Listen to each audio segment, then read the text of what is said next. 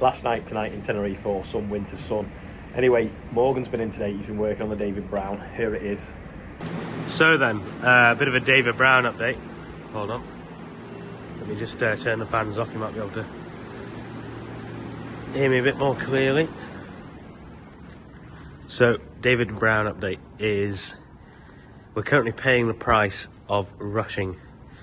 So, when we prepped all this for paint, what we should have done and didn't do is we didn't put all these little pipes on.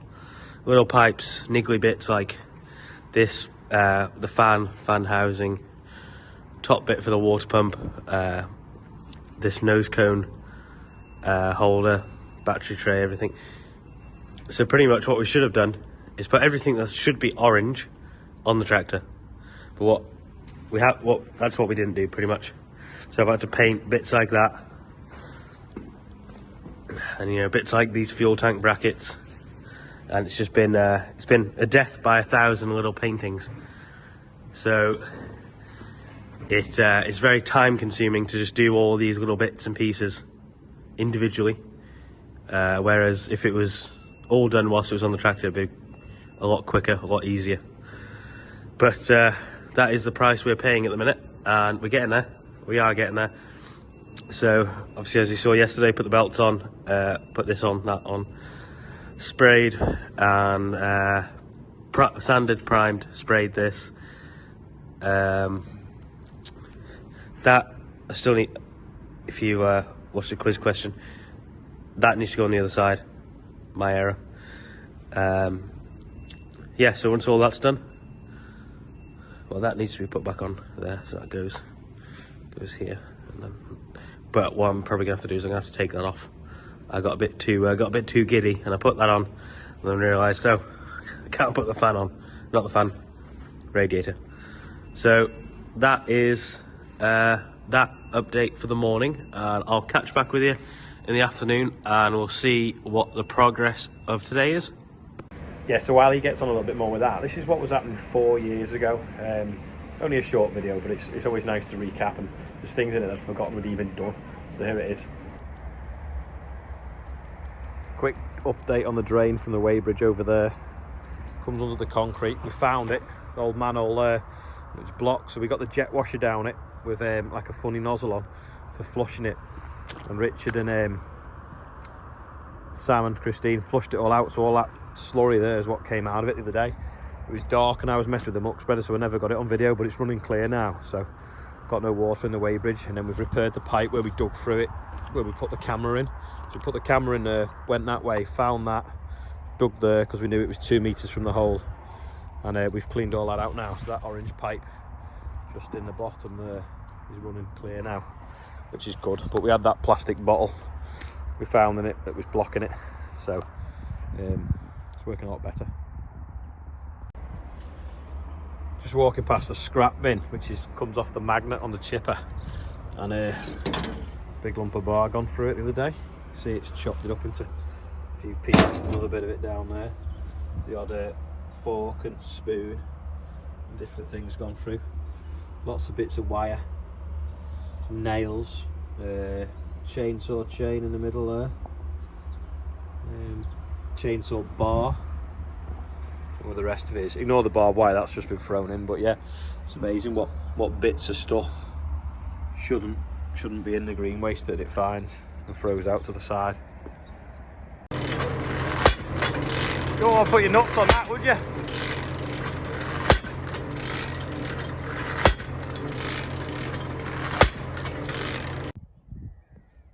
This is the field of barley that I held off drilling on the banks.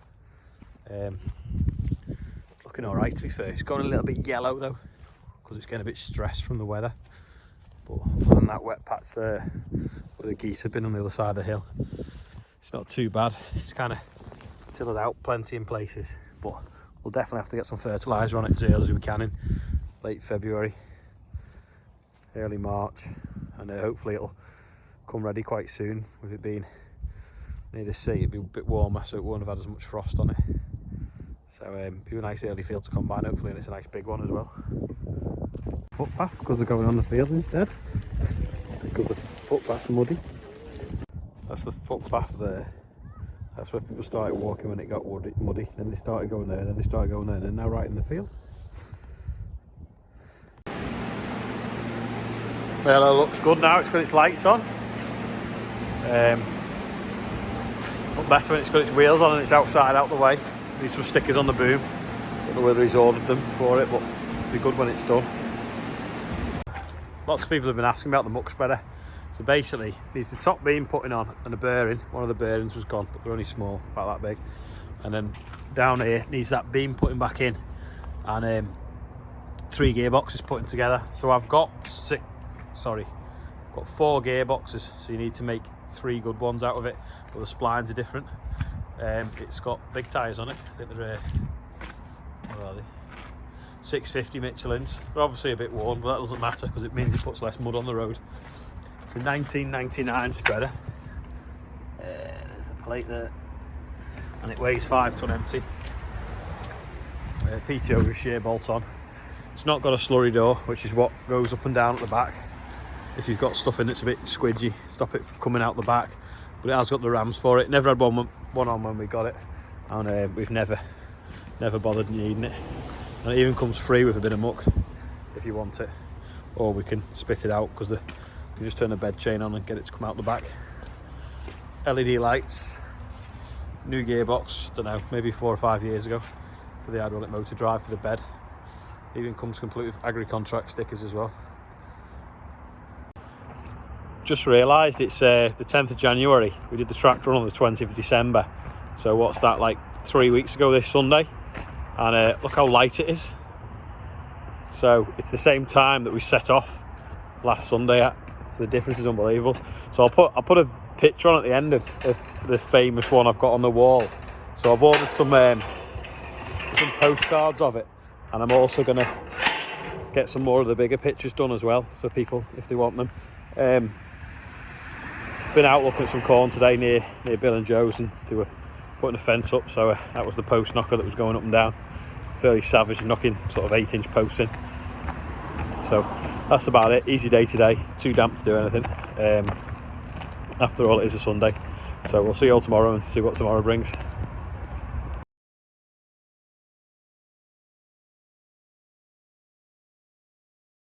One other thing, I'm going to put a picture on now, and you'll see the tiny footpath and where everyone's walking into the field. So if you're going to go out for a walk and enjoy the countryside, that's great, but go on Amazon, get yourself a pair of wellies. They're less than a pair of trainers, and you don't wreck your trainers and you don't wreck the field walking on the field to try and avoid the mud. So enjoy the countryside, but just try and realise that green isn't grass. It's probably wheat or barley, which is going to make next year's bread or next year's beer or next year's gin.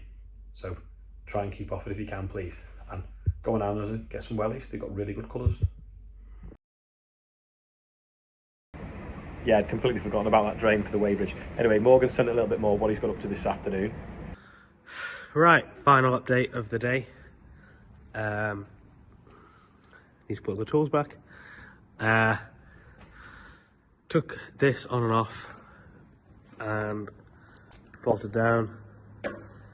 Put this on, bolted it down. Got that in just because I couldn't remember how the air filter was situated. So I put that on just to jog my memory. That needs to go on. And then I've put the saddle pipe between the 2 fuel tanks and a few other things down there. I've washed, primed, sanded, painted these.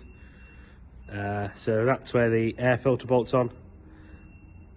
Bolts in there, and then that's the protector for the fuel tank saddle pipe, because obviously it runs 2 tanks, and you know, there's a pipe underneath that connects to both of them, and then inside the pipe is like a little butterfly valve, and it's so when you're on an incline like that, obviously the fuel will want to flow downhill, so it stops it all going to the one tank, and you'll be stranded on the side of a hill. So yeah, so we need to get new pipes, so obviously new water pipe, top and bottom hose.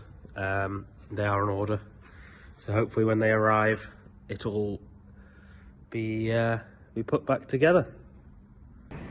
There you go. So he's well getting on with that.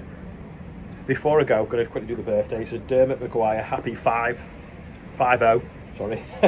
Richard Workman is 4. Happy 4th birthday. Robert Spriggs, happy 37th birthday. Claire Eccles, happy birthday. And Gordon Kay is 54, but that might have been yesterday, so that's today's birthdays. Yeah, if you made it this far, thank you for watching. And also, if you've seen my car up in the Highlands of Scotland on the Isle of Olly, it's because John has gone up there in it this weekend with the snow. So that's why my car might have been miles away from home while I'm miles away from home. But yeah, thanks for watching today. And here's some of John's friends for the outro. Bye for now.